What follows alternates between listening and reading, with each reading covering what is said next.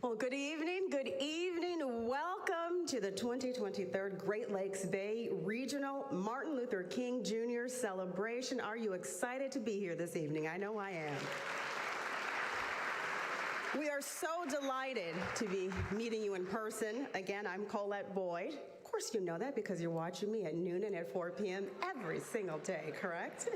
I'm happy to serve as your mistress of ceremonies for this very special occasion. Our theme this year is working together, sharing the dream. This annual Dr. King holiday affords us all an opportunity to really reflect upon the past while seeking hope, determination, and an opportunity to act upon the promise of the future. This evening, the committee has planned a very, very special program in honor of Dr. King's birthday. We know that you will truly enjoy the talents and commitment of our community, our students, and our speaker. We are so excited to welcome Mr. Bakari Sellers, who will make the celebration one that will truly be remembered. At this time, I would like to introduce, and we welcome him to Mid-Michigan, Dr. George Grant. We enthusiastically welcome Dr. Grant to the community. He joined Saginaw Valley State University as our new president this month, and he will deliver his welcoming remarks. Please give him a warm Mid-Michigan welcome.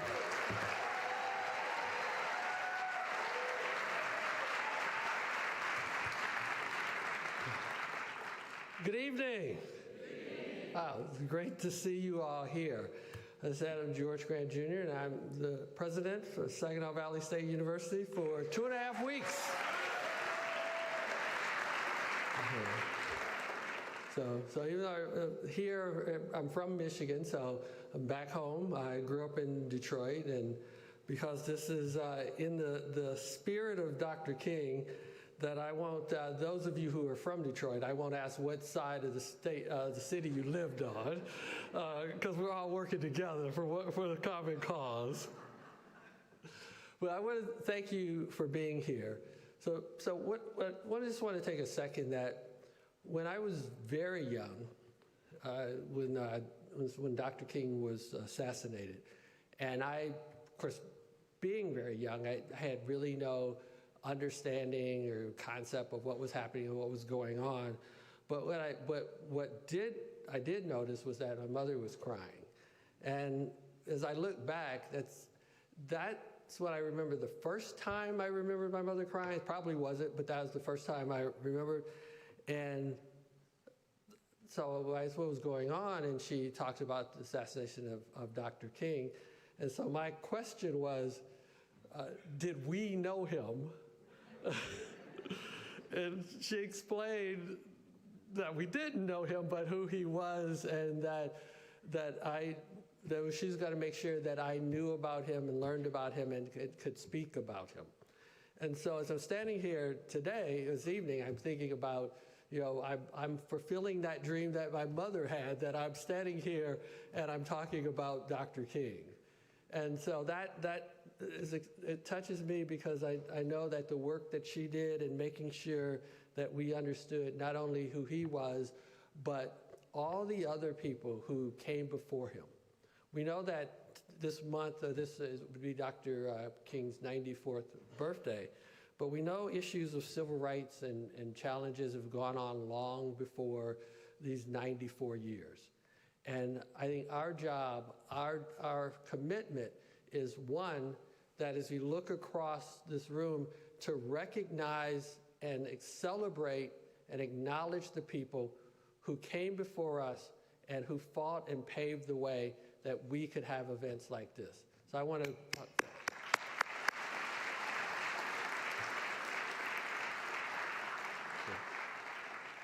The other responsibility that we have, of course, is to mentor the next group. So we have our students here, we have young people here, we have people in the audience.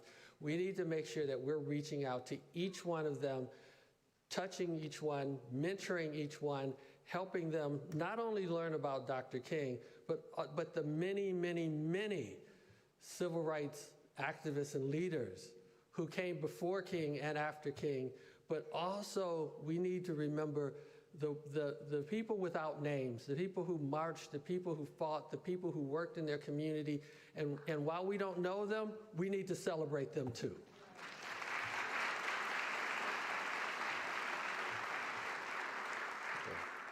So with that, I want to welcome you to Saginaw Valley State University. So while you're here, I'm here. We're excited. My wife and I are excited to have you here. I want you to support us, keep us in your thoughts, keep us in your prayers as we move on and try to do everything that we can to support this university and support this community. So thank you very much.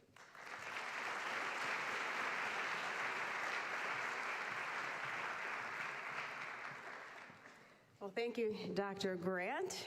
Native Detroiter myself, I have to say, born and raised in Detroit, West Side. I would thank Dr. Grant for welcoming our audience this evening. We appreciate his commitment to keeping Dr. King's his dream alive. We need it today more than ever before. Well, at this time, I would like to introduce the leaders of the 3 community foundations in our Great Lakes Bay region. Diane Mahoney, I had her on the show this week. She was wonderful, CEO of the Bay Area Community Foundation, who will present the 2023 MLK Scholarship recipients. Renee Johnston, President and CEO of the Saginaw Community Foundation. And Sharon Mortensen, President and CEO of the Midland Area Community Foundation. Please welcome them to the stage.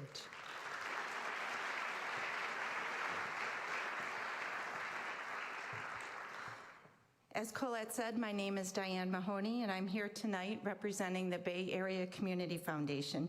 Joining me are my colleagues Renee Johnston and Sharon Mortensen from the Saginaw Community Foundation and Midland Area Community Foundation. The Dr. Martin Luther Jr. King Regional Scholarship was created in 2005 as a collaboration of the local chapters of the NAACP and the area community foundations. The goal was to elevate local efforts into a broader regional context. And in 2010, we partnered with Saginaw Valley State University and Delta College to bring it to an event of this magnitude. We are incredibly grateful to both Dow and Next Year for their support in providing these scholarships tonight. Dr. King stated, "The ultimate measure of a man is not where he stands in moments of convenience and comfort, but where he stands during times of challenge and controversy." He spoke of courage, perseverance, unity, and sacrifice. These values that Dr. King espoused were done so in pursuit of a democracy for all. These values, as Colette said, remain critically important in today's world, and these are the values that our scholarship recipients demonstrate.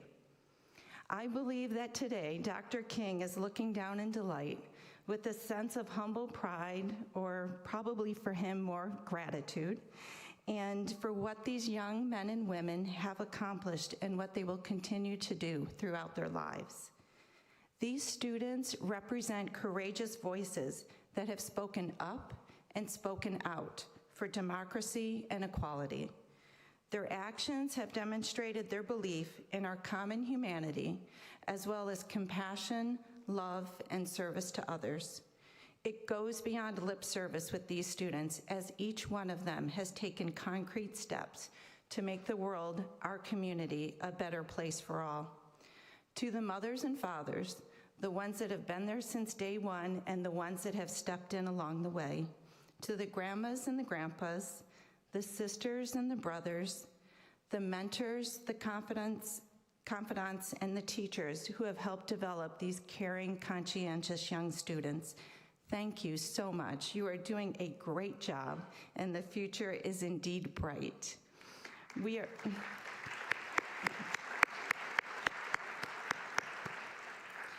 We are going to recognize each one of these students individually, but we do ask you to hold your applause until the end.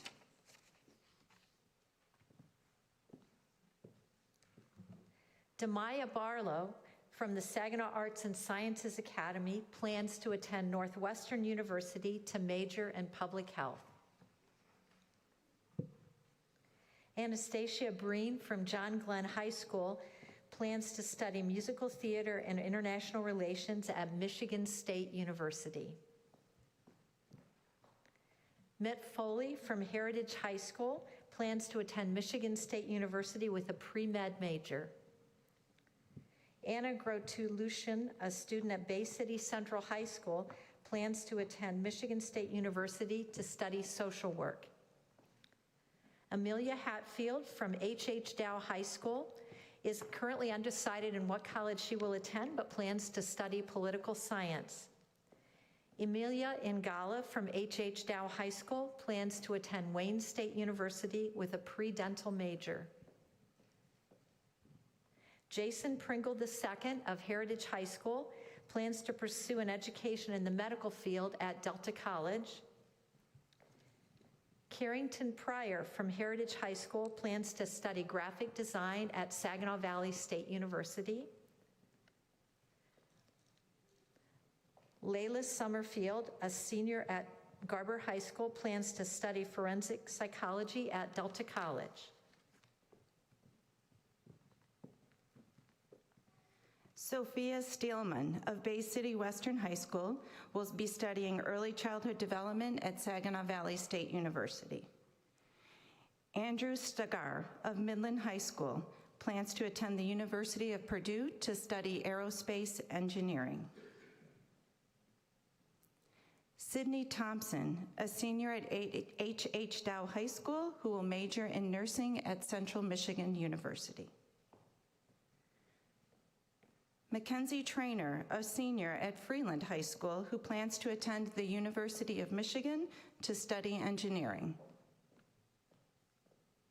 And last but certainly not least, Andy Yao, a senior at H.H. Dow High School, planning to attend the University of Michigan to study computer science. Those are your 2023 Martin Luther King recipients.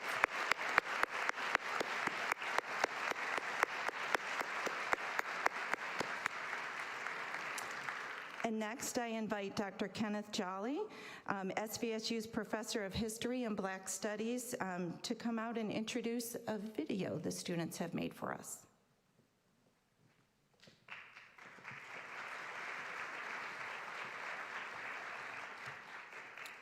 Good evening.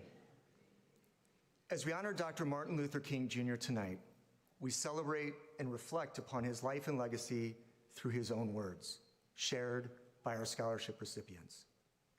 This year's selection is The Negro and the American Dream, a speech Dr. King delivered at the annual Freedom Mass meeting of the North Carolina State Conference of Branches of the NAACP in Charlotte, North Carolina, September 25th, 1960.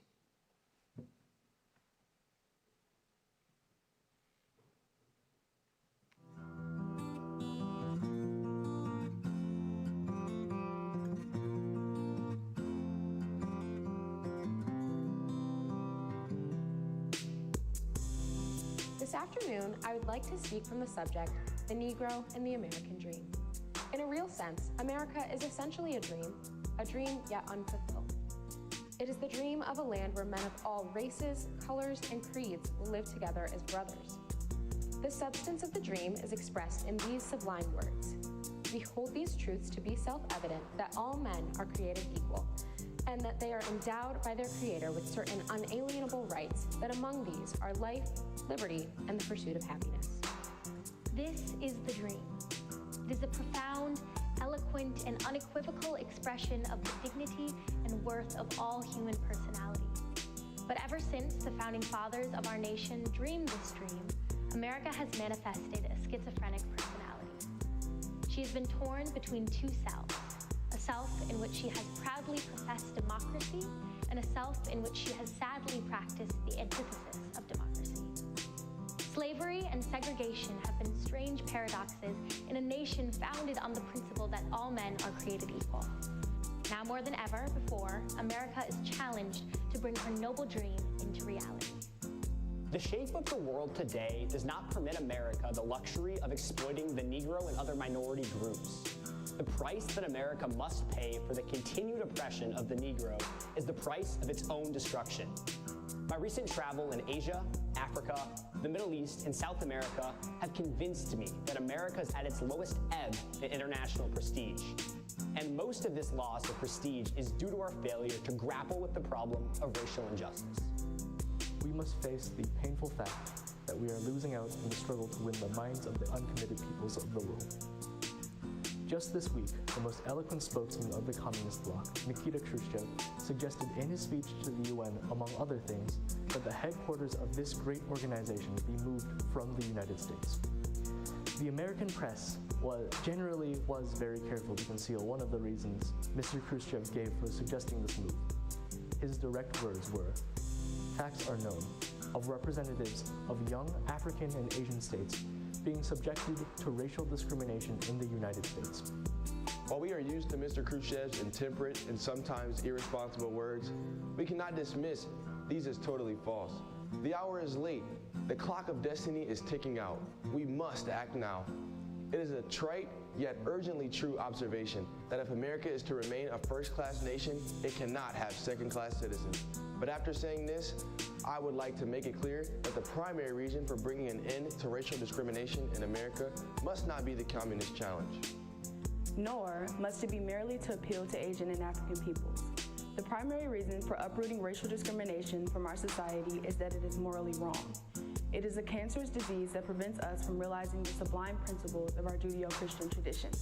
It relegates persons to the status of things. Therefore, those persons who are working courageously to break down the barriers of segregation and discrimination are the real saviors of our democracy. So many forces in our nation have served to scar the dream of our democracy. The Ku Klux Klan, the White Citizens Council, and other extremist groups have scarred the dreams by their fanatical acts and bitter words. But our federal government has also scarred the dream through its apathy and hypocrisy, its betrayal of the cause of justice. And even many white people of goodwill have scarred the dream through silence and fear. In the midst of this conspiracy of silence and apathy, the Negro must act. It may well be that the Negro is God's instrument to save the soul of America. What can the Negro do to continue to remind America of the necessity of realizing their dream? We must continue courageously to challenge the system of segregation. We must not rest until segregation is removed from every area of our nation's life. Segregation, whether at a lunch counter, in a public park, in a schoolroom, or in the Christian church, is a cancer in the body politic which must be removed before our moral and democratic health can be realized. We must also make it probably clear that we can never settle for token integration. If token integration is a good faith start, it may have some merit, but too often it is nothing but a bad faith evasive scheme. Ultimately, token integration is no more than token democracy. We must make full and constructive use of the freedom we already possess. We must not use our oppression as an excuse for mediocrity. History has proven that inner determination can often break through the outer shackles of circumstance. We must make a determined effort to gain the ballot. One of the most significant steps that the Negro can take at this hour is that short walk to the voting booth.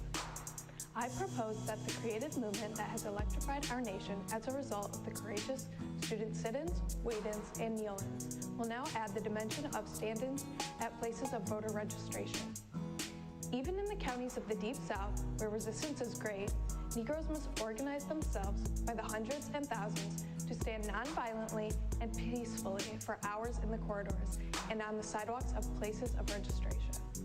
Such a movement may be the only thing that will dramatize the continued injustices the Negroes face in the area of voter registration, and the only thing that will arouse the conscience of our nation on this pressing issue. External resistance is not the only present barrier to Negro voting. Apathy among Negroes themselves is also a factor. Even where the polls are open to all Negroes have shown themselves too slow to exercise their voting privileges. We must be willing to suffer and sacrifice to achieve our freedom. Our freedom will never be handed out on a silver platter. Freedom is not free. It is always purchased with the high price of sacrifice and suffering. We must be sure that our struggle is conducted on the highest level of dignity and discipline. Our method must be nonviolent to the core. We must not flirt with retaliatory violence or drink the poisonous wine of hate. Our aim must not be to defeat the white man or pay him back for past injustices heaped upon us.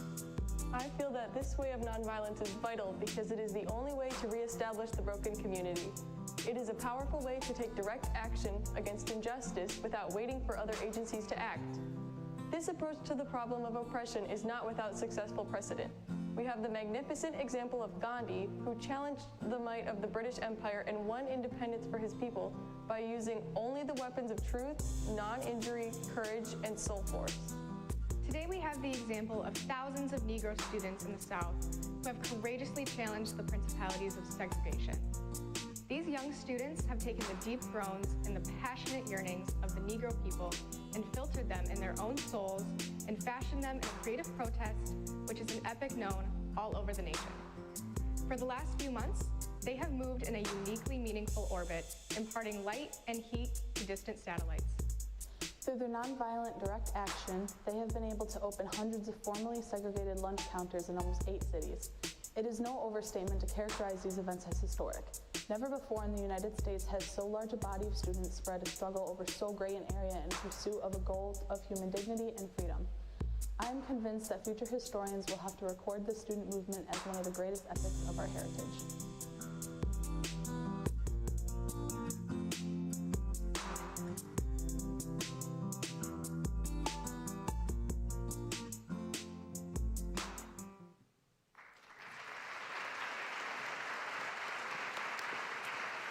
And now I invite our Great Lakes Bay Region 2023 Martin Luther King Scholarship recipients to come back out.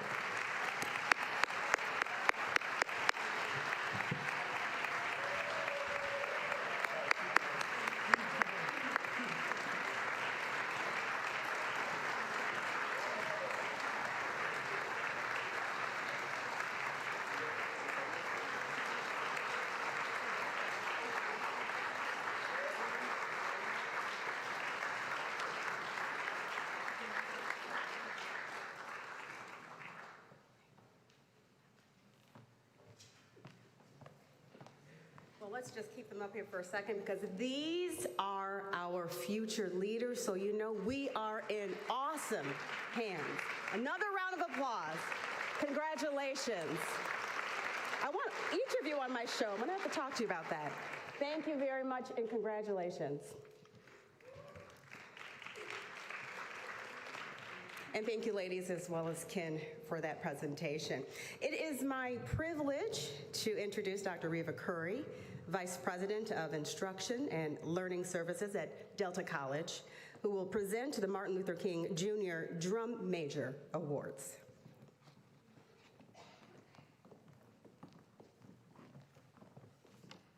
Good evening.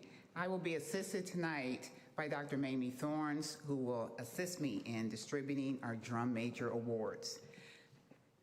I'm very pleased to introduce our first Drum Major recipient. I'll read a short bio and then he will step out, and he represents Bay County. Pastor Philip Johnson currently serves as lead pastor of Apostolic Life Church of Bay City, a thriving multi-ethnic, multi-generational congregation committed to spiritually transforming the Great Lakes Bay region by the power of Jesus Christ. Since 2017, Pastor Philip has prioritized providing an exceptional level of support to the community, including weekly food programs, youth group mentorship programs, COVID-19 testing during the pandemic, and other service efforts. He has, in the past, served as lead chaplain for the Bay County Jail, chaplain for the Bay County Juvenile Detention Center, and now serves Bay City Department of Safety as chaplain for public safety officers, including police force and fire department. Please join me in honoring and thanking Pastor Philip Johnson for his outstanding work.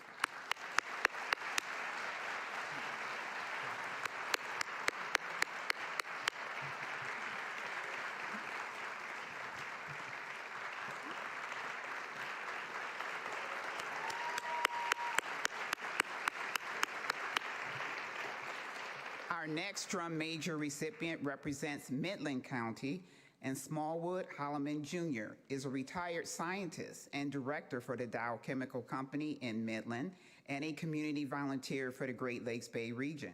Holloman has nearly 40 years of corporate experience in technical research and development as a chemist, including experience in human resources and public affairs. He is CFO and co-owner of Holloman Associates Incorporated and 9 Round Fitness of Royal Oak, Michigan. Holloman has shared his time, talents, and treasures, including leadership positions with Michigan 4-H Foundation, Saginaw Community Foundation. The list is too long. I'll just highlight some. Midland Public Services, and also he serves wholeheartedly at Bethel AME Church of Saginaw, and he is a proud member of Alpha Phi Alpha Incorporated, Iota Chi Lambda chapter. So, will Mr. Holloman please come out?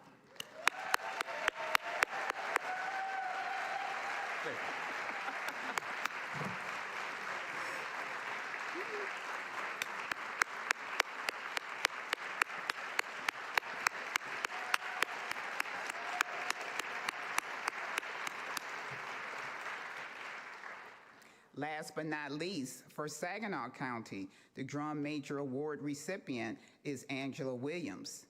Angela is a former graduate of Florida A&M University and Florida International University and has more than 40 years of clinical, community, and administrative healthcare experience as a registered nurse and former adult nurse practitioner. She has boldly used her voice to address health inequities that negatively impact health outcomes for people in our community who are underinsured, underserved, and marginalized. She is employed at Great Lakes Bay Health Center for 20 years and is the senior vice president. And her unique perspectives have embraced, respected, and supported her peers and the organization. Her past experience includes grant funding for school-based health program clinics at Arthur Hill and Saginaw High School, as well as mental health services in the past for Thompson Middle and Bridgeport Spalding High School. Please join me in welcoming to the stage Angela Williams.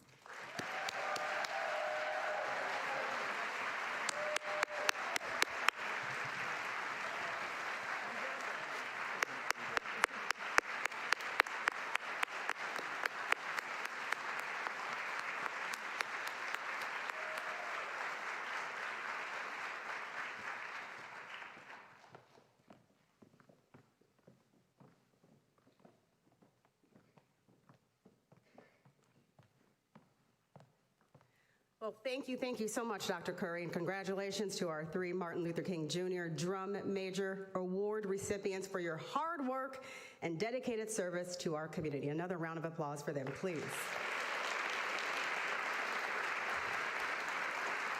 Okay, folks, it's about time to get real talk.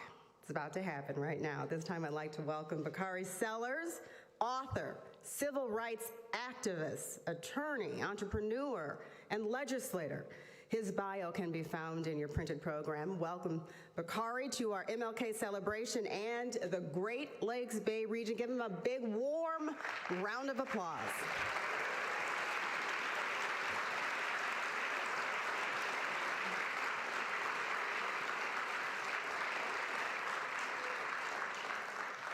Also, please join me in welcoming John Kaczynski, Executive Director of Governmental and Community Affairs at Saginaw Valley State University, who will moderate our fireside chat with Bakari Sellers. Welcome, John and Bakari.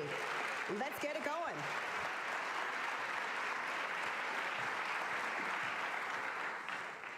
Good evening. I'm like LeVar Burton. I'm getting all my books out over here. I'm going to have you sign some of these at the end. Okay, I got you. Well, it's an honor to have you here this evening, Bakari. And I wanted to just jump right into it. And I want to take everybody back in time here. It's 2006, so picture yourselves back in 2006. I'm trying to picture myself because I had hair back then. But you were 22 years old. President Obama had just been in the U.S. Senate for 2 years. George W. Bush was president, and there was a big national wave across the country. Nancy Pelosi became the first female Speaker of the House, and you were the youngest African American elected official in the country. And not only did you win that seat, but the individual that you beat in the election had served in that seat for a very long time. 26 years. 26 years. Nobody's counting. Nobody's counting. Yes. What motivated you as a young man to want to run for public office at such a young age? That was a big question. I was wondering where you were going to get to it. I felt like Chris Cuomo was asking me questions tonight. So look, first let me just say I'm from the big city of Denmark, South Carolina, where we have 3 whole stoplights and a blinking light.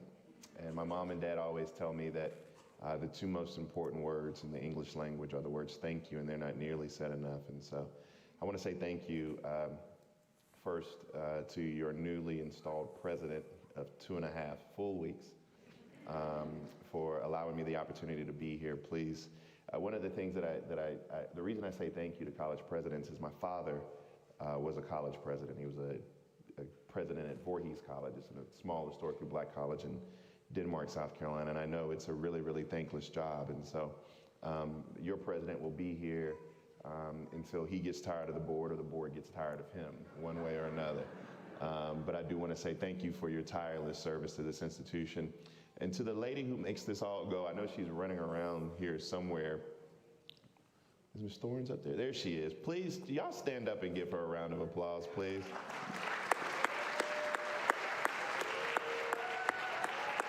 Yeah, there you go.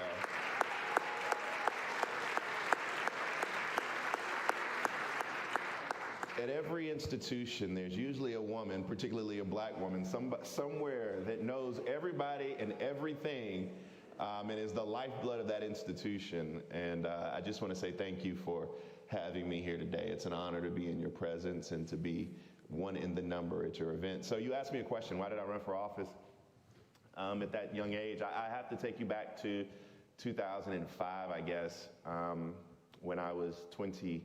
Actually, I was 20 years old. I had just graduated from Morehouse. And I told my mom and dad I was going to run for the South Carolina State House of Representatives. My mom said she'd vote for me. My dad said he'd think about it. And we went out and we knocked on over 2,600 doors. I remember in 2014 having a conversation with Cory Booker about what 2,600 doors looks like, because Cory's from Newark, New Jersey, and apparently they have these buildings where people live on top of each other. Where I'm from, you knock on a door, you drive a mile, and then you knock on another door. It's the same way it is around here. Yeah, I noticed. I was reminiscing. I felt like I was at home when I was leaving the airport. It was a lot of cornfields and stuff, and I was like, it's like I'm at home. And so I ran against Thomas Rhode, who was 82 years old, had been in office for 26 years, which was longer than I had been born. And you know, what I did was I looked around, and one, when you are that young, you feel invincible, and there's nothing you can't do. 2, I think that not many people today understand the science that goes into what an election is or campaigning. So I did that very well. I won 8 out of 27 precincts, weirdly enough. I remember more about this race than I will die remembering. You've run for office. Yes, you remember this I remember each, it's like every shot you miss. And so, you know, I just wanted to give back to the community that gave me so much. And it was an awesome opportunity to serve. My parents always told me we could be change agents. My brother did the ministry, my sister went into medicine, and I decided upon the law and politics. That's awesome. That's awesome. So you mentioned your father, and I want to kind of go back in time now, back to the 60s. And your father, Cleveland Sellers, was a leader in the civil rights movement. Did a lot in South Carolina, did a lot in the South.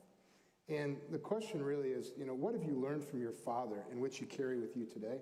And are there specific items that he advocated for, which you advocated for when you entered the State House? So those are both very, very good questions. And you have to go back a little bit further to 1955, because that's when my father's activism really started. There are probably some individuals in here who remember 1955 quite vividly. My father would always tell you that the strongest woman that he ever knew in the movement was Mamie Till. 1955 was when her son Emmett was brutally lynched and beaten and thrown in a river in Mississippi. But back before you could go viral on TikTok or Snapchat or Instagram, you went viral in Ebony Magazine. And, that picture of Emmett lying in the casket, and I don't know how many of you all have seen the picture. I would presume that individuals in here above a certain age, seasoned, have seen it. Younger folk, pull out your phone. I don't really care when people's phones go off when I'm speaking because I have stock in Verizon, so it doesn't mean much to me. But pull out your phones and go to Al Gore's internet and type in Emmett Till casket photo, and you'll see a young man who his face is like a pancake. He was brutally beaten so bad that he didn't have any bones remaining in his face, all for allegedly whistling at a white woman. We now know that as she is trying to get into heaven, we know that that is not necessarily the case. But that transformed an entire generation, and it sparked my father to get involved in the movement. It sparked him to lead little marches and sit-ins in Little Denmark, South Carolina. The irony is that my grandparents were middle class. My grandfather was a military vet and entrepreneur. He owned a motel. He owned a fish, they call it a juke joint, a little fish sandwich shop. He owned a cab and some rental properties. And my mom was a nutritionist at Denmark Area Trade. My grandma was a nutritionist at Denmark Area Trade. And they didn't want my dad in the movement because they knew the stories of Emmett. They knew the stories of people like George Elmore who lost everything. And so they tried to get him out of the movement, and so they sent him to Howard University, which is like, don't make sense to nobody. And then when he got to Howard, to kind of layer that irony, he was roommates and became best friends with Stokely. And so Stokely graduated from Howard and then convinced my dad to drop out of school. So my dad dropped out of Howard, and Stokely had a Howard degree, right? And then, to make my grandparents even happier, he joined SNCC, making $8 a week. And so they went to Miami University of Ohio. Many people don't know the history or the role in civil rights history that Miami University plays. But Miami University of Ohio is where civil rights workers went to train during Freedom Summer before they went to Mississippi. And my father led the search mission in Philadelphia, Mississippi, looking for Goodman, Turner, and Cheney. And it kind of speed up. I mean, one of the things that in the question that you asked, it's pretty cool growing up with your hero in your kitchen. However, one of the things that was a lot cooler is I'm a product of the proverb, it takes a village to raise a child. And my village is unique. I'm not the only one with this village, but it's unique because, it consists of people I refer to, like Julian Bond is like Uncle Julian. Kathleen Cleaver would call all the time. Bob Moses. All of these heroes and heroines. I don't let anybody talk bad about Marion Barry in my presence, right? Like, Marion Barry he's one of the greatest mayors of any major city in the history of this country. We all have our vices, let's just not get caught on camera. But he created a whole new black middle class. If you go to Washington, D.C. today, there's an entire generation of black folk who accumulated some sort of wealth, were brought up out of poverty because of his policy. He thought of things like summer jobs programs. He raised wages for city employees. He took away barriers to employment, et cetera. And so he was a fascinating mayor. But that community is who helped raise me. And being a part of that village was just fascinating. And I'm a part of a club that some of those individuals, their parents gave what Abraham Lincoln called the last full measure of devotion. And you think about Malcolm's kids or Martin's kids. We talk. I just spoke to Bernice last week, Dr. King. She's awesome. But we all know each other. Michael Julian, we all know each other. We all kind of take care of each other because the sad part about this entire story is that generation is dying. And so because that generation is dying, it's incumbent upon us to kind of share that story. And I took those lessons into the State House. I took those lessons of organizing. A lot of people don't know how to organize. The 44th president always says this when he would speak and travel. It drove me crazy. And he would always say that in order to organize, all you needed was a cell phone and a cold pizza in a church basement. And that actually is true. But we don't know how to organize, but they taught me how to organize. And my father, his job at the March on Washington was to make cheese sandwiches for volunteers. And you think about all of those lessons and how each particular role is important and vital to the change you want to see. So you talk about your Uncle Julian. Yeah. And at 16, you go to Morehouse. Uh-huh. And this is where, Andrew Young, Uncle Julian, Dr. King all went. And you talk David about Satcher, Mary Moses, Spike Lee, Samuel L. Jackson. They're going to hire you for their alumni association. We've had a few good men. But when you were at Morehouse, you ended up going to intern for Congressman Jim Clyburn in Washington. And the part of your book, which is wonderful, you said living off of food at legislative receptions. And if you've never been a congressional intern in Washington before, our students that are down here, when you go to Washington, he knows what he's talking about when he says the food is at legislative receptions. Every day we would get a list of the receptions that our congressmen had, and we would just go to all of them. And we would just eat and drink. They would just feed these guys. And it was amazing. We'd be full and drunk riding back home. Do you see during the summer, you see the interns at 8 o'clock, full and a little boozed up, right? It was fascinating, yeah. But you talked about how you went from Denmark to Morehouse to Washington, D.C. as an intern on the Hill. And how was it to work for Congressman Clyburn as an intern, and what did you learn from him? So I worked for Jim and I worked for Shirley Franklin. And I worked for Shirley Franklin, who was mayor of Atlanta. And what I learned is this. I'd say this kind of flippantly, but it's true. Both Shirley Franklin and Jim Clyburn both taught me it's not about politics. It's really the public service. It's not the politics. Both of them were extremely good public servants. There are some people who are fascinating politicians, and we can talk about that, who do it so well, who have these innate capabilities. Bill Clinton, for example, is just probably one of the greatest politicians you'll ever. There's nobody.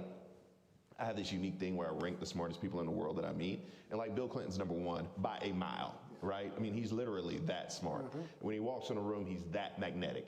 His memory is, I told him I was from Columbia. The first thing he talked about was a donor that he had on Forest Drive in Columbia.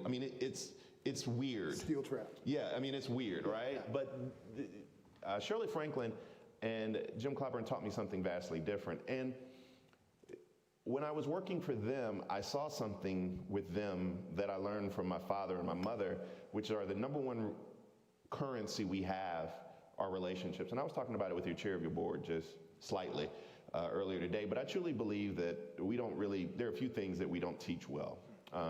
But the number one thing is we don't teach values and currency well, because I think that the number one inherent value that we have or that we accumulate are relationships. And the way that I was able to intern with Shirley Franklin was because my dad knew her as Shirley Clark because they went to Howard together. My dad and Jim Clyburn were in the movement together, which is how I got the internship there. And so just understanding that everything you do, particularly in the world of politics, is about relationships more so than anything. And that catapulted me to having a decently successful political career as well. Did him being a cardinal up on the Hill, multiple times, yeah. Yeah, he was younger though. Yeah. He wasn't, and so you talked about going back in history. We have to go back in history and think about this. When I talk to people about the fact, because I love meeting, and there was something in my bio that wasn't correct, respectfully. Somebody called me a legislator, and I'm like, I'm the best type of legislator. I'm retired, right? I'm not in anybody's capital no more. And the unique thing about that is I ran for public office a long time ago. Although I'm only 38 years old, I served my entire 20s in that fishbowl that is the General Assembly. And I ran for office at a time when I wanted to be Deval Patrick. Nobody wanted to be Barack Obama at the time. Barack Obama had just given a great speech in 2004, but everybody wanted to be Deval Patrick, who was the two-term black governor out of Massachusetts. It was a totally different time. We didn't have the overlap we had Facebook, but we didn't even use it to campaign.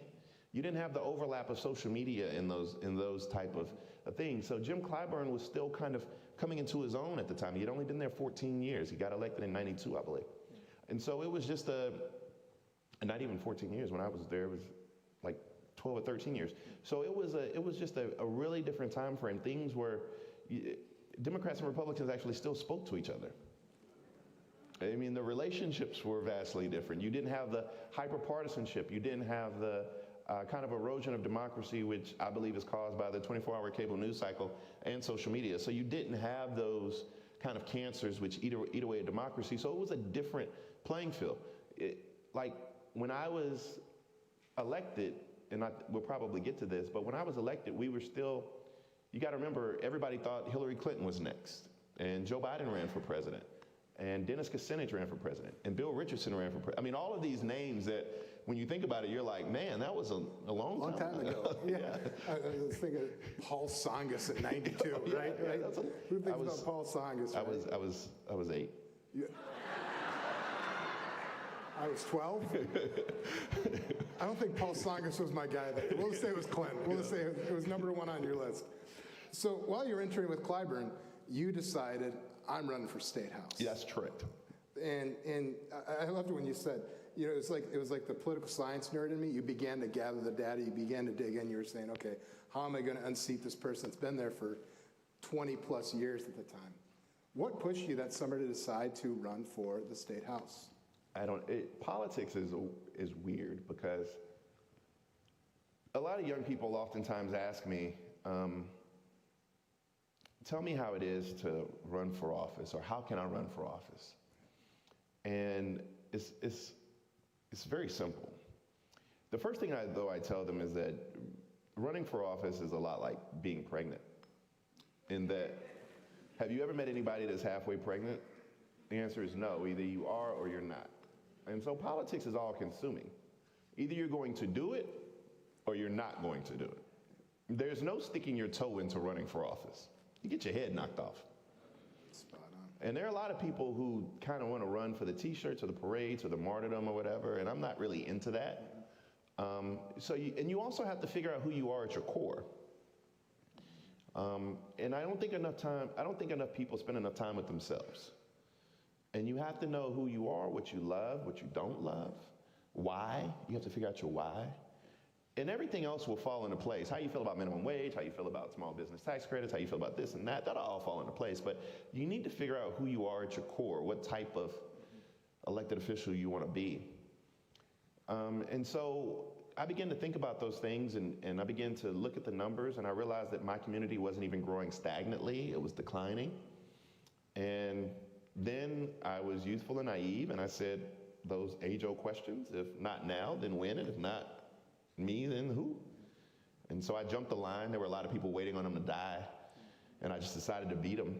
And don't laugh. I mean, I named a highway after him or something when I got elected. I did the right thing. And so it was just, for me, it was trying to go into a community and create change and I realized what it meant later. I wasn't trying to be the youngest. I wasn't trying to make history. I was just trying to win an election. So between, Clyburn and you running in 2007 and getting elected, I always found it inspiring. I think our student body president's in the crowd somewhere tonight. They ran for student government president four elections. Took it from me twice. I had to call Uncle Julian, who was chair of the board. But yes, I ran 4 times. So just so everybody knows, let's keep it 100. So I went to Morehouse very, very young. I went to Morehouse at 16 years old. You drop a kid from Denmark in Atlanta, and you could get in any club in Atlanta with a college ID. So I lost my academic scholarship not once, but twice. You know how hard that is to lose your academic scholarship twice? My parents knew, though. They were just like, you'll figure it out. You know what I mean? And I was the baby. I was the third. They were like, go ahead. But you went from losing the academic scholarship twice to running 4 elections and winning student body president. I did win. We had a whole mess. They tried to take the election. They did take the election from me. I had to run again. I ran a general, ran a runoff, then had to run another general, another runoff. I called Uncle Julian crying, said they're trying to take it from me. He said, well, just go out there and beat them again. And so that's what I did. We did some great things. One of the things I remember most for anybody who's involved on campus, not only did we have a great homecoming concert, I got called in the president's office on more than one occasion. But we actually got the pay for our cafeteria workers raised. And the reason that we did that is because my last 2 years I didn't have because I lost my scholarship. My dad made me take out loans to pay for school myself. So the cafeteria workers took care of us. And they were like, I know you don't have no meal plan, but come on in here and eat, boy. And so when I became SJ president, I was like, these people, like, Sodexo ain't really paying them no money. So, you know what we gonna do? We just not gonna come in here. And so we had this huge uprising, and at that time their pay went to like $9 or $10, which was a lot at the time. And for me, it was the first time kind of putting all of those lessons learned from a young person and figuring out where my heart was and trying to take care of people who took care of me. That's awesome. And so this propelled you to run for State House, unseated this individual. You know, you studied this. What was the process like? You know, you talked earlier about going knocking door to door. They're a mile apart. It's not like, you know, for Cory Booker in New Jersey where they're on top of each other. What was the process like? I mean, it's you know, people are fascinating, man. I mean, I think people are a lot smarter than we give them credit for. Some people slammed their door on me, and some people wanted me to date their daughter. I mean, it was like, you never know what you're gonna get. Like, it was amazing. You know, some doors had big Confederate flags flying out front, and we knocked on those doors too. And some doors had those, like, you know, loose pit bulls walking around in the front yard. It was, you got a chance to meet people where they were. Yeah. And, you know, I told folk that, you know, no matter if they voted for, you know, W or Kerry, that, and it still remains the same today, whether or not you voted for Biden or Trump. You know, you want your elderly shouldn't have to make decisions about whether or not they're paying their utility bills or getting prescription drugs, right? That your kids should be able to go to school where they're not punished because of the zip code they're born into, right? And so there are just some common things that bind us, and it worked. That's awesome. So you get elected 2007, and it's interesting because I didn't realize how many individuals had come from South Carolina out of the legislature when you named them.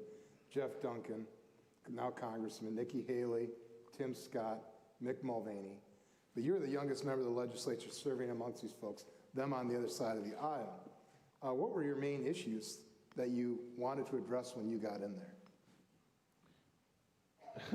So there are a couple things. I'll tell y'all a funny story. So when I got elected, I was on the front page of the LA Times because I was really young. I was a baby, and they took this picture of me, and I'm sitting there. We have this beautiful capital. South Carolina has one of the most beautiful capitals in the country. We literally have stars on the side of the Capitol from where Sherman hit our Capitol with cannons, right? And so I'm sitting in there, and I'm looking at the ceiling, and the LA Times photographer takes this picture. And people would be like, what were you thinking about in that picture? I was like, I can't believe I'm here. And then, after about 2 weeks of serving in the General Assembly, I was walking around, and I was looking at my colleagues, and I was like, I can't believe you're here. I can't believe you're, like, how did you get elected? Like, who voted for you? And so I realized that the quality of individual we were electing to office and holding them accountable was something that we paid no attention to. And I wanted to be the best. You know, Benjamin E. Mays respectfully, y'all have some educators in here, y'all can be number two. Benjamin E. Mays is the greatest educator of all time. He said, in all things that you do them so well that no man living, dead, or yet to be born can do them better. And so that's what I ascribe to, is that notion of excellence. And I said, well, if I'm gonna do this, I'm gonna be the most prepared, I'm gonna be the most articulate, I'm gonna do this extremely well, even though I'm so young.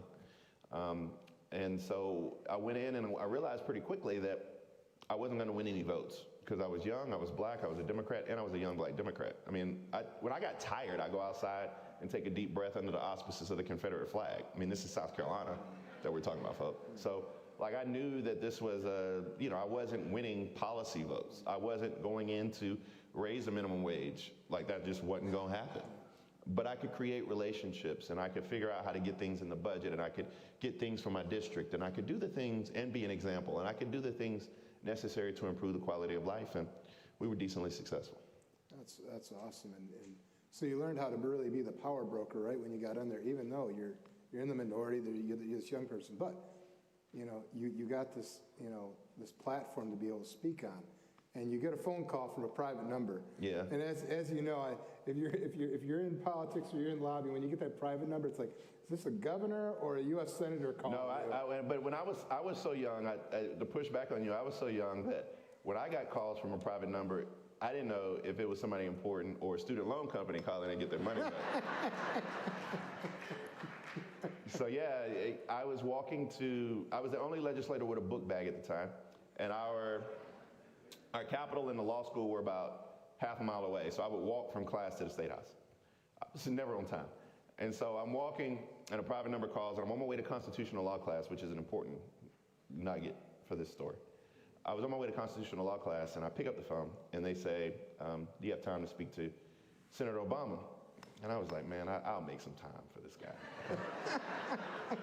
So I had talked to the senator many times before, and everybody knew that my two choices were John Edwards or Barack Obama. Let's just say, thank God I made the right choice.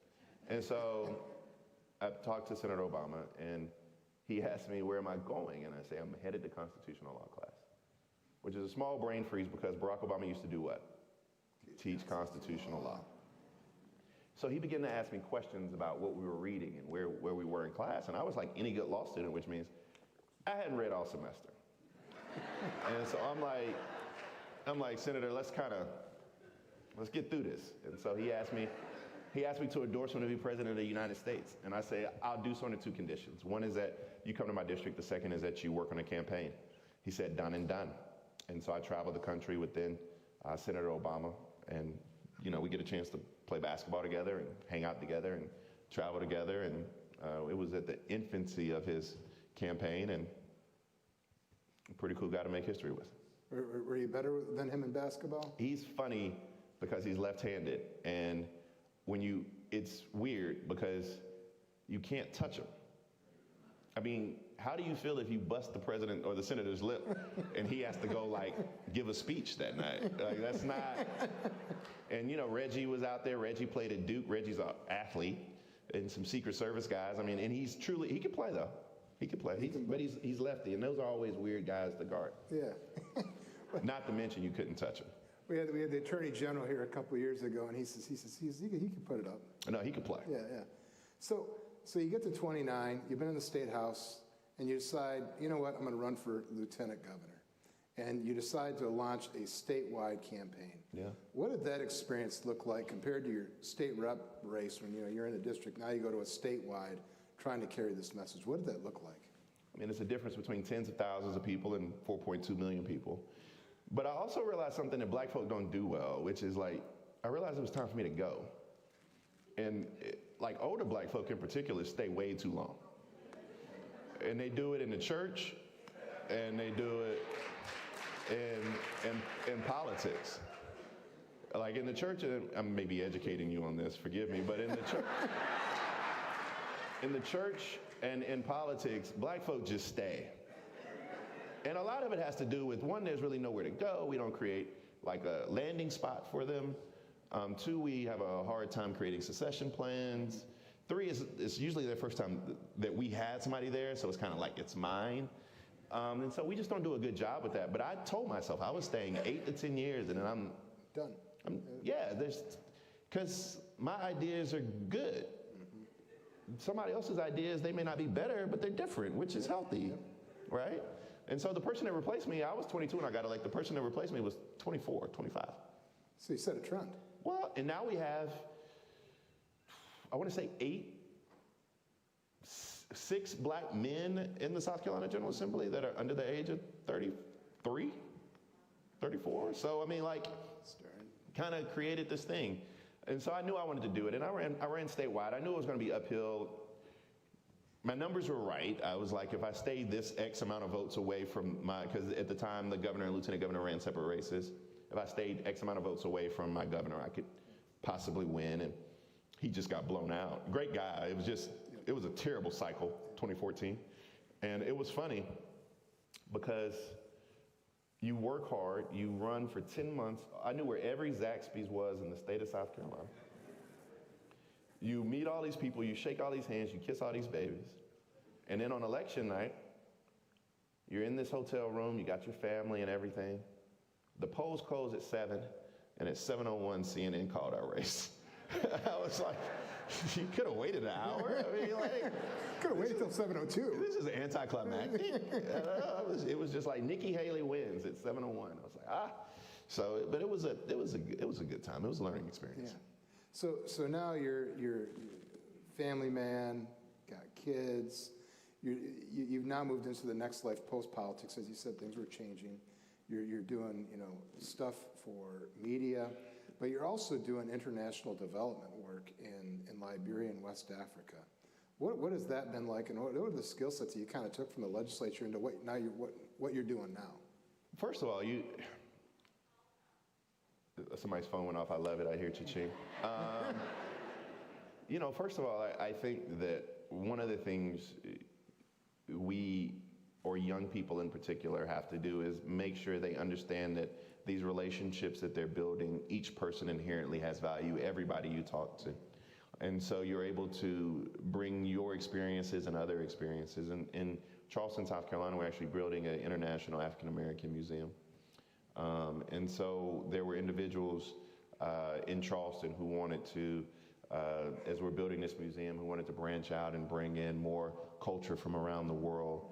I've gotten calls from various people throughout the world just, wanting to see if there was some way that we could help.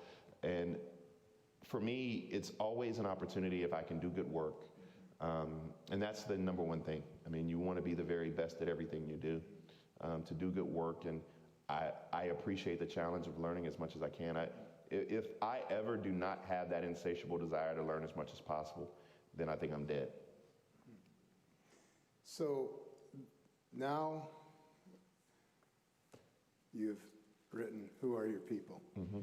You've got children at home, and it was our wonderful Dr. Thorns that brought this to my attention.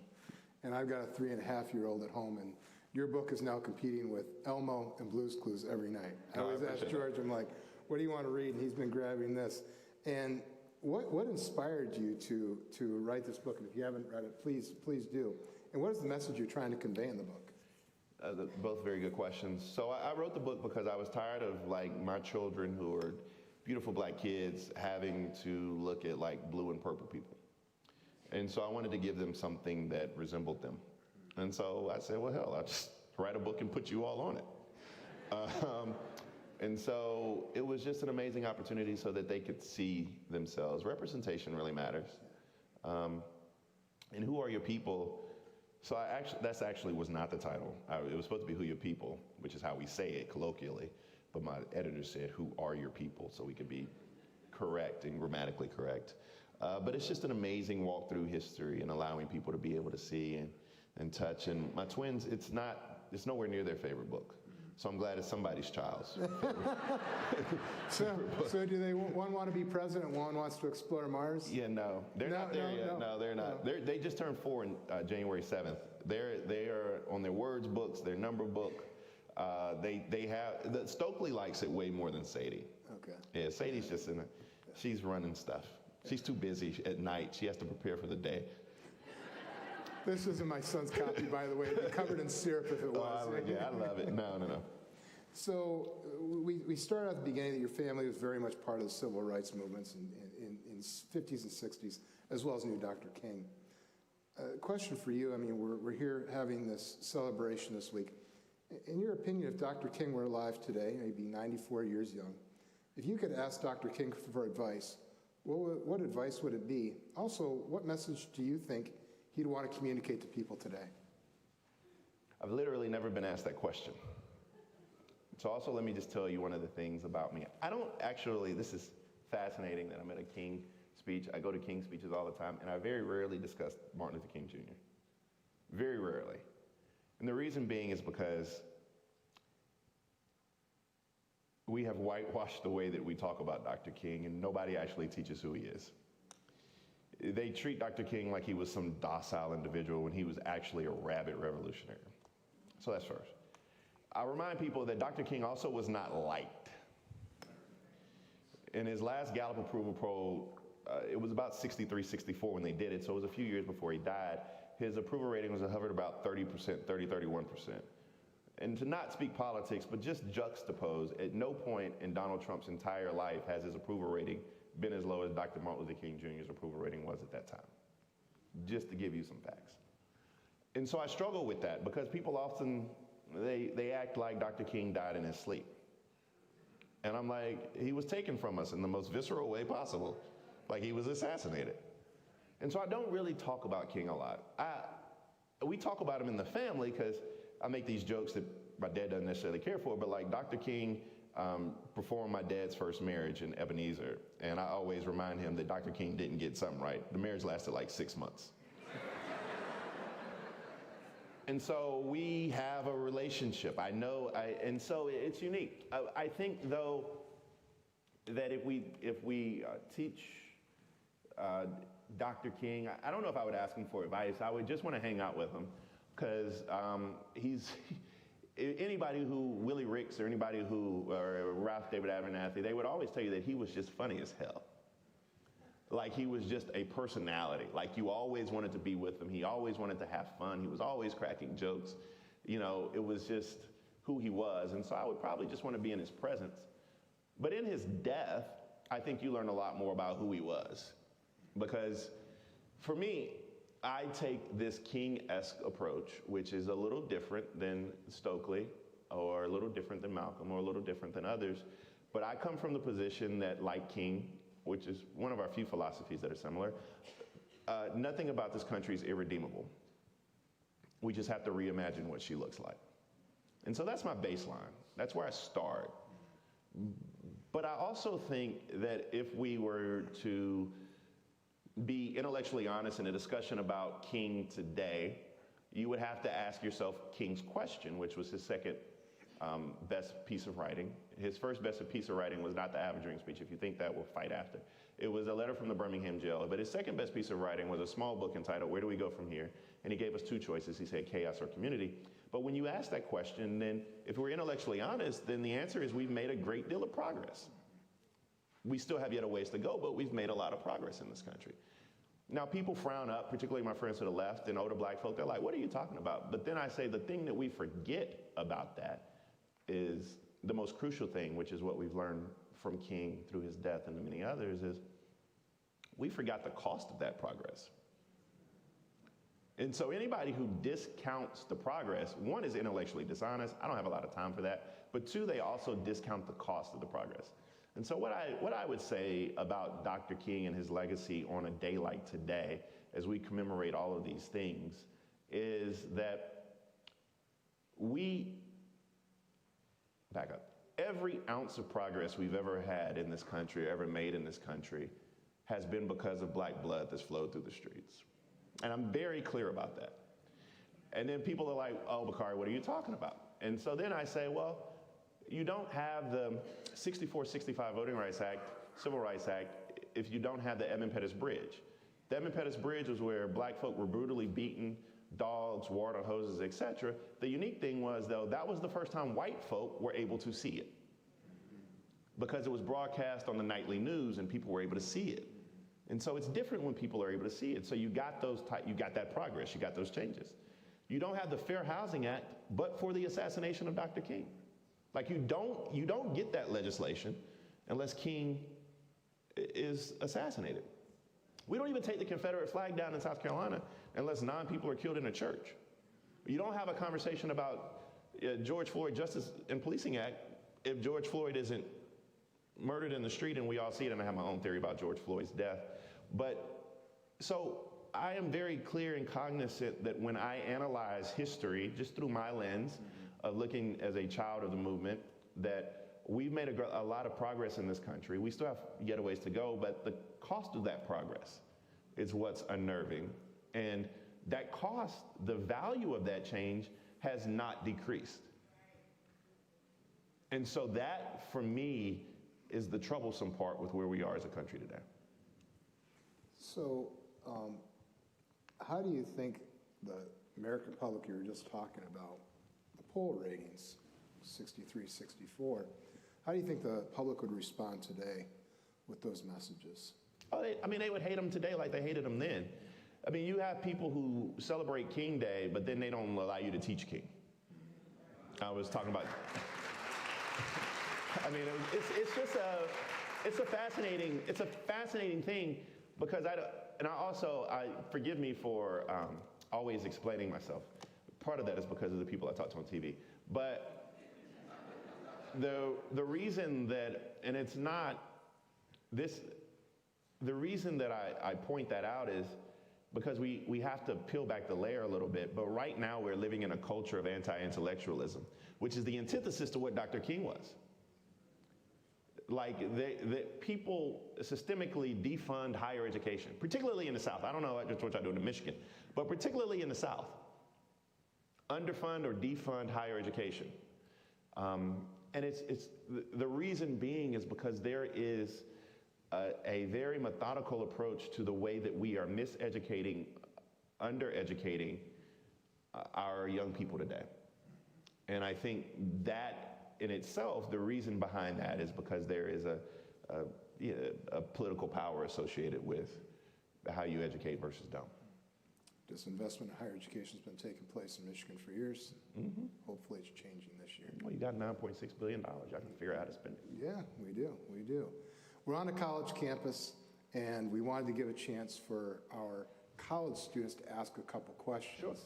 And Diva Patel, who's our president of College Democrats and on our moot court team, and she's also law school bound after graduation. She's got some questions for you. Uh-oh, all right. Diva?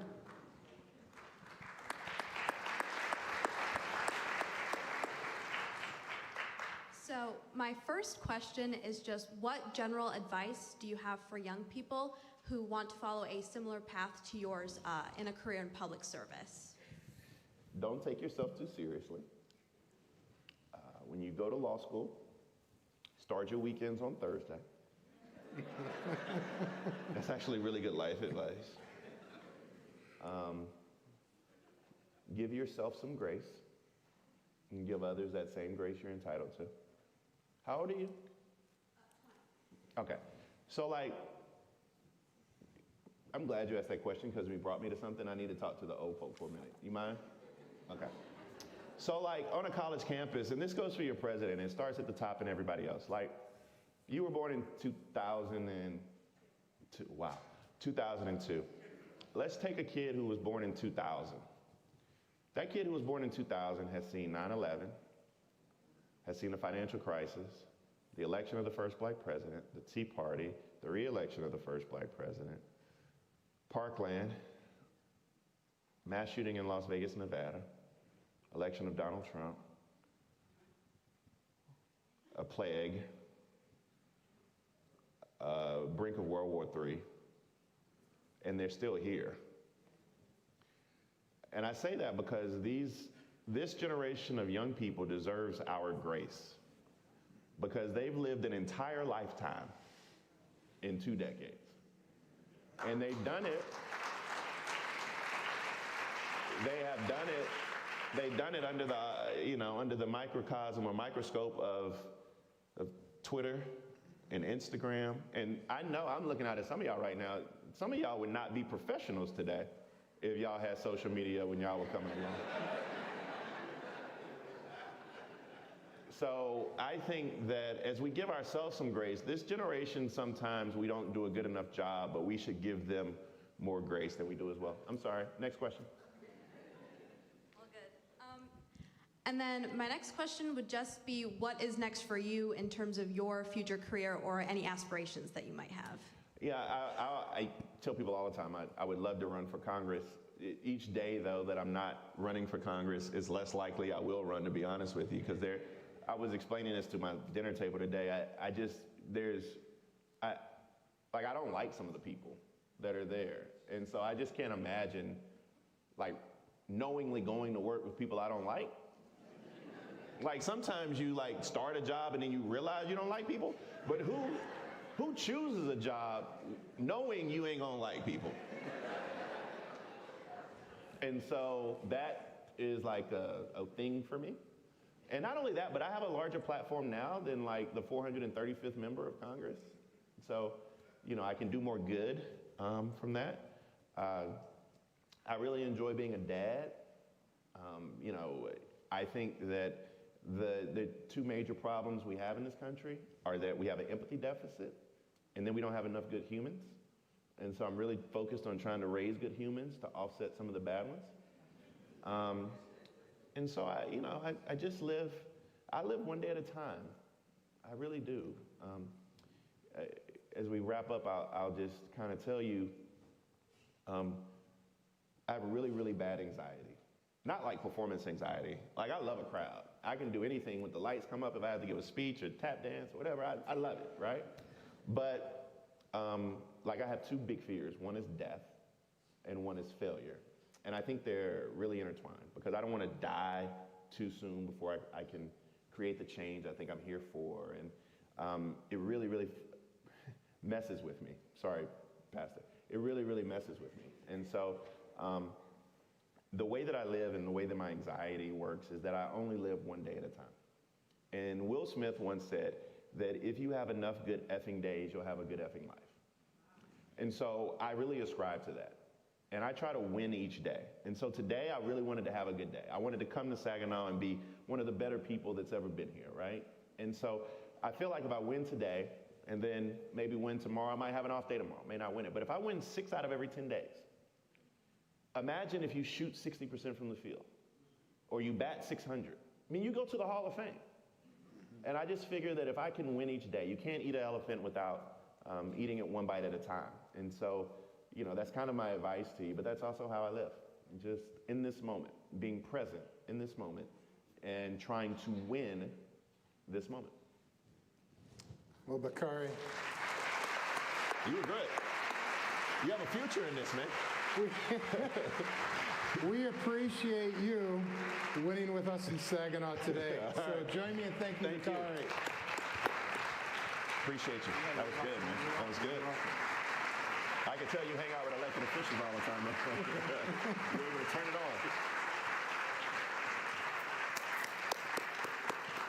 Well, I have to say, Mr. Sellers, you won today. We all had a wonderful day. Thank you for that inspiration. Please give him another warm Mid-Michigan round of applause. That was just amazing, awesome. I could listen to them all day.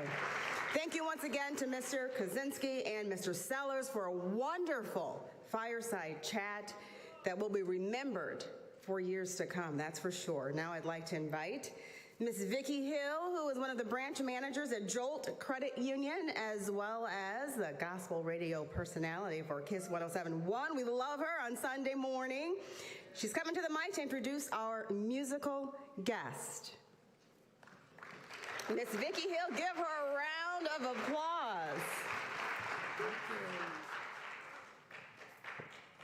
Good evening. It is wonderful to be here, and I have the distinct honor to present our musical guest tonight. I'm so excited. Are you excited? I've enjoyed this so far. Have you enjoyed it? Let's put our hands together. All right. I'm going to tell you a little bit about our gospel artist tonight, all right? So back in 1980, the Winans, and I'm talking about Bishop Marvin L. Winans. The Winans, Marvin, Carvin, Michael, and Ronald, were arguably the most successful contemporary gospel quartet musical group. They earned 5 Grammy Awards, hosted 2 TV specials, numerous Oprah Winfrey shows, and a coveted performance slot on the Grammy Awards. On top of that, there were several high-profile collaborations with Anita Baker, Michael McDonald, James Ingram, Ladysmith Black Mambazo, Michael Jackson, and even R. Kelly. Whenever people thought of gospel, they thought of the Winans. From their debut album, introducing the Winans in 1981 to their last CD, Heart and Soul, in 1995. The Winans revolutionized the way the world viewed gospel music. Their sound was fresh, smooth and urban flavored. In gospel world, the Winans scored hit after hit with their classics like Tomorrow. The question is, bring back the days of yay and nay, and ain't no need to worry, with Anita Baker. All right. So the Winans, his brothers Carvin, Michael, and Ronald, grew up singing in their grandmother's Zion Congregational Church of God in Christ and formed the Testimonial Singers in 1970.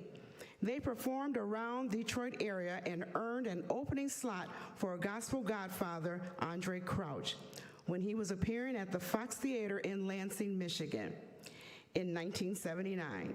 He loved the brothers' sound and got them signed to Light Records as the Winans Rest, and the rest is history. Bishop Winans felt the call to preach, and he founded Detroit Perfecting Church in 1989. So can you please stand up? Because we need to give this person a round of applause. Let's give them him a great big round of applause. Bishop Marvin L. Winans to the stage. Thank you. Thank you so much. I have enjoyed being here tonight. This is not my first time here to Saginaw Valley State University. I became familiar when Saginaw became our authorizer some 25 years ago for the Winans Academy of Performing Arts in Detroit, Michigan. So we've had several students pass through here. So I'm delighted to be here tonight as we commemorate Dr. King and all the work that he has done, and those I really enjoyed Mr. Sellers tonight, having friendship with several of the people that he talked about and discussed. I was with Andy Young about a year ago. They asked me to come sing for him, and my brother BB sang at his 90th birthday. Having friendship with a lot of those people, and even the late John Lewis, and sang at his funeral. The song that came to me tonight was a song that says, we've come a long way, as they indicated, but we still have a long way to go. I've had opportunity to travel around the world. I've been in Africa so many times, and I love it, but I realize that I am American. And although we've come a long ways, I want to say, I don't feel no waste time. I've come too far from where I started from. Nobody told me the road would be easy, but I don't believe he brought me this far to leave me. I don't feel no waste time. I've come too far from where I started from. Nobody told me the road would be easy, and I don't believe he brought me this far to leave me. I'ma say it one more time. I don't feel no waste time. I've come too far from where I started from, and nobody told me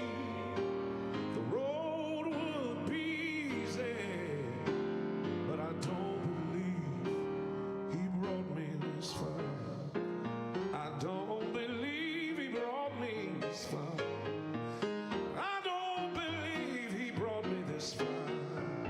Hey, he didn't bring me this far. Through all of the hills and all of the mountains, he didn't bring me this far. I don't believe he brought me this far. I don't believe he brought me this far to leave me. Yeah.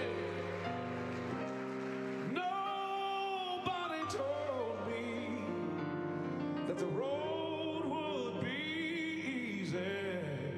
And I don't believe he brought me this far to leave me.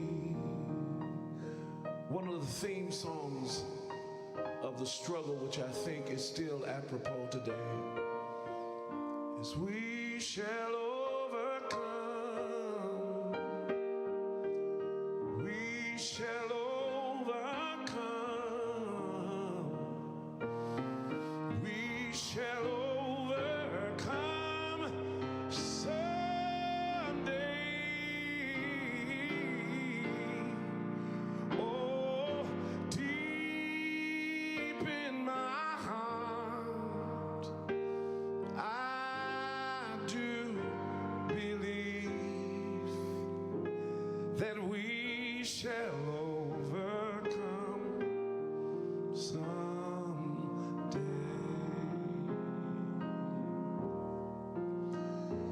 And we'll walk hand in hand. We'll walk hand in hand. We'll walk hand in hand someday. Oh, deep in my heart, I do believe that we'll walk hand in hand someday. Now I'm going to impose upon everyone here and ask you to stand. Just stand and clear your throat. It's a very easy song. Would you join me in saying, "We shall overcome"? Help me, let me hear you sing it on. We shall oh yeah, that's it. We shall. Now belt it out. We shall overcome someday.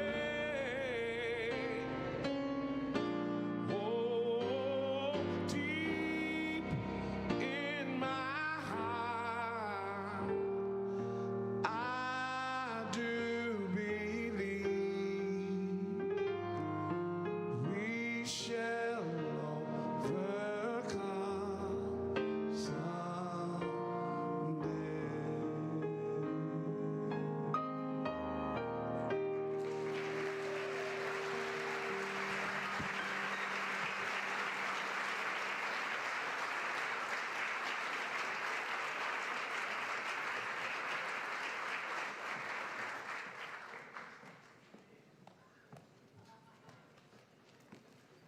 Well, we were about to have church up in here this evening, weren't we?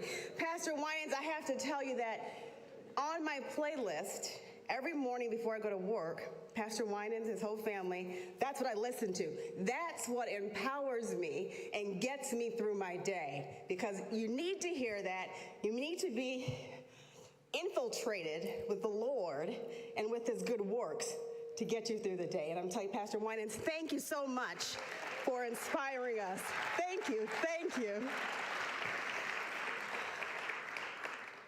I'd like now to introduce you to a wonderful, wonderful young lady that gets things done. She knows how to get things done, that's for sure. She's an amazing inspiration to me, and I love her to death, Dr. Mamie Thorns.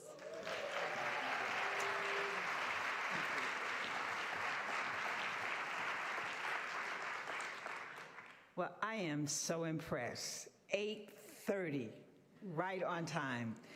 Could we have the lights up, please? This is the moment that I want to pause and say thank you.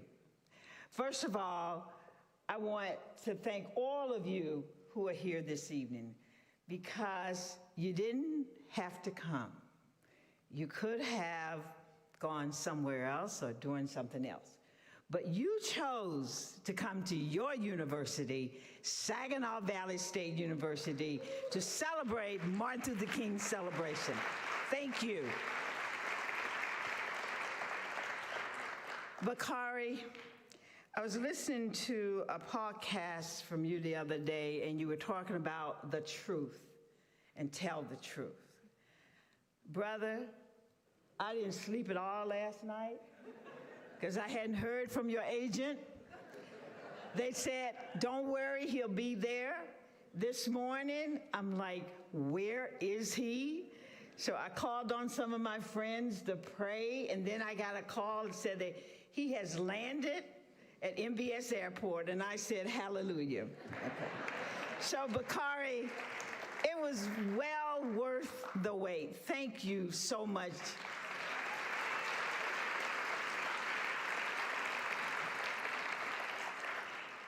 And I know that conversation with John, that could have gone on and on. John, you did an amazing job. Thank you so much. Thank you. And your political science student, thank you so much for being here, because I know you could have been somewhere else, but you chose to come here. And lots of people I have to thank, so just bear with me for a few minutes. You know, Colette has been with us several years, and she did an amazing job, and we just thank you, and we have adopted you. You're part of our family, so thank you so much. And you know, this work could not be possible without, and I appreciate everyone thanking me, but I have an amazing planning committee. And if they are still here, would you please stand? The Great Lakes Bay Regional Planning Committee. We start early, in the fall, and we meet once a month, and we have great ideas and et cetera, and their names are on your program, and they're also up on the screen. And I just want you to know how much I really appreciate you. You challenge me. You encourage me every year to take this MLK program to a higher level. Heather, thank you. Keep encouraging me. Then also, I have to thank our, where are the CEOs? Stand up. You know I'm going to call on you. Renee, Saginaw Community Foundation, Sharon, Midland, Diane. This is truly a partnership, and I don't take that lightly. I appreciate you. Thank you so much.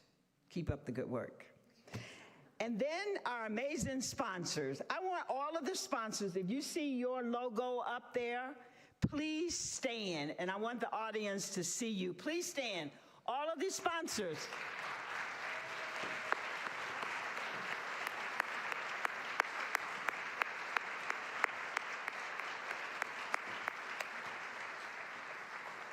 Because, you know, Bakari is not cheap now. He's good. So, and I did encourage the sponsors, Heather. I said, can you just stretch a little? Whatever you gave last year, could you take it up another notch? You know, and several of our sponsors did that, and I want to thank them so much. And Dr. Grant, we are so glad that you're here at Saginaw Valley. And yes.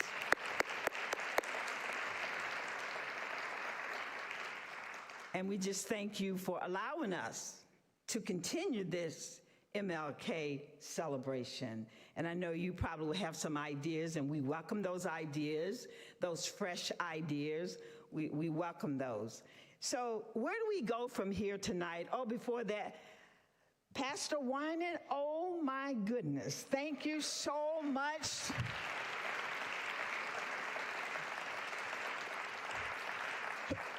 was another one that had me up late last night because, he said he couldn't get here at 5. Okay, what time will you get here? 6:30, he wasn't here. I'm like, okay, who's going to sing Vicky? I told Vicky, have some CDs ready, just in case.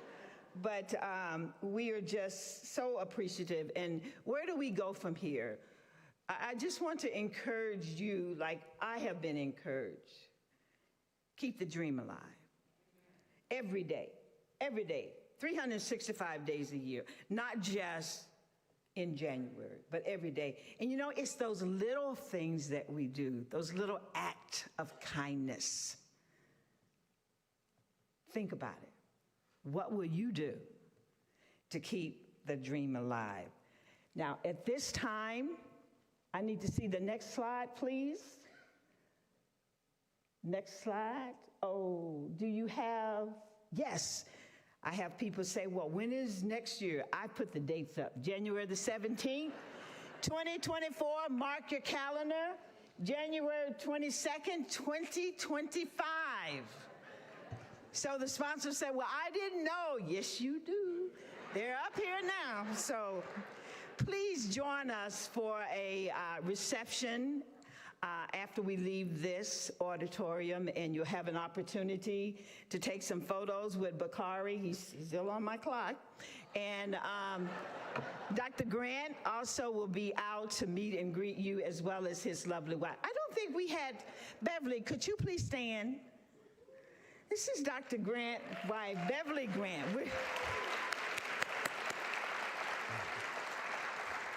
We're just so proud that she's a part of our family.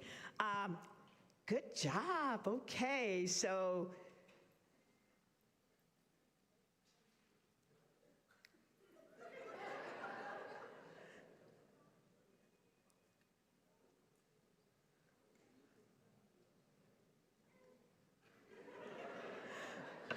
I don't have anything else on my script to read while they're getting this together, but for those of you who've been a part of this program know at the end what I'm going to do, okay?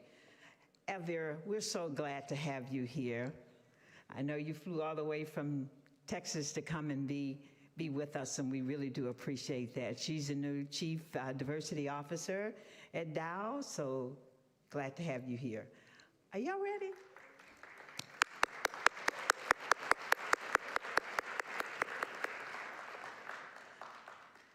Okay, maybe by the time we stand, I may have to call the pastor out here to hit a note.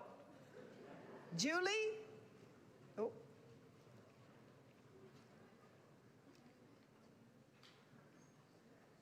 You can turn to your neighbor and say, I had a great evening. I had a great time here. It was a great evening, yes. So glad you're here.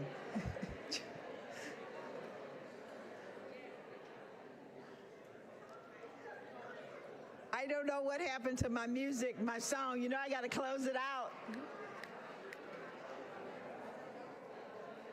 So you are dismissed, and we will see you outside at the reception.